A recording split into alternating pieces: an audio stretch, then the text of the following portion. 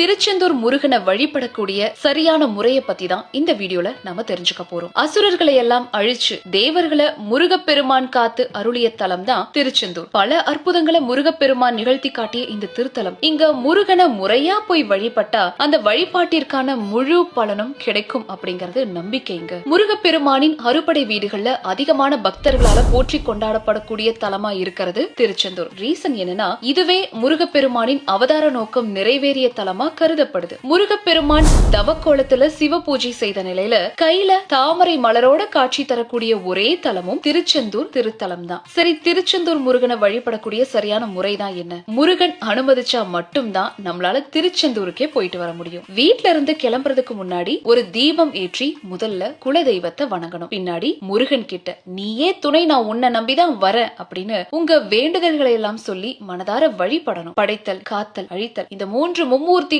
வடிவத்துல தொழில்களை செய்யறவரா திருச்செந்தூர்ல மட்டுமே முருகன் அருள் புரியுறாரு. முதல்ல கடல்ல குளிச்சுட்டு தான் நாழி கிணற்றுல நீராடணும். நாழி கிணற்றுல நீராடியதுக்கு அப்புறமா வேற எந்த தண்ணீர்லயும் குளிக்க கூடாது. முருகப்பெருமான் வேளால உருவாக்கிய தீர்த்தம் தாங்க நாழி கிணறு. இத கந்த புஷ்கரணி அப்படின்னு அழைக்கிறாங்க. ஈர உடைகளோட கோவிலுக்கு போக கூடாது. சோ முதல்ல தூண்டுகை விநாயகருக்கு தலையை சுத்தி ஒரு சிதற தேங்காய் உடைச்சு வழிபடணும். நாழி கிணறுக்கு அருகாமையில திருச்செந்தூர் கோவில புனரமைச்ச மௌன சுவாமி, காசி சுவாமி, ஆறுமுக சுவாமிகளை வழிபடணும். பின்னாடி கோவிலுக்கு போய் மூலவரான சுப்பிரமணியர் கிழக்கு நோக்கியும் சண்முகர் தெற்கு நோக்கியும் இருப்பாரு. அவங்கள நம்ம வழிபடணும். இங்க கொடுக்கிற பன்னீர் இலை விபூதி பிரசாதத்தை வாங்கி சாப்பிட்டோம் அப்படின்னா பலவித நோய்கள், செய்வினை தோஷங்கள் நீங்கும் அப்படிங்கறதும் நம்பிக்கைங்க. முருகன் சன்னதிக்கு பின்புறமா இருக்கிற முருகன் கைகளால பிரதிஷ்டை செஞ்ச பஞ்ச லிங்கங்களையும் வழிபடணும். பின்னாடி குரு சன்னதிக்கு போய் கண்டிப்பா வழிபடணும். முடிஞ்சா 2 நெய் தீபம் ஏற்றி மஞ்சள் வஸ்திரம் சாற்றி அர்ச்சனை செஞ்சுக்கணும். தொழில ஏற்படக்கூடிய பிரச்சனை சரியாகவும், வருமானம் பெருகவும், ஜாதகத்துல குருவால வரக்கூடிய பிரச்சனை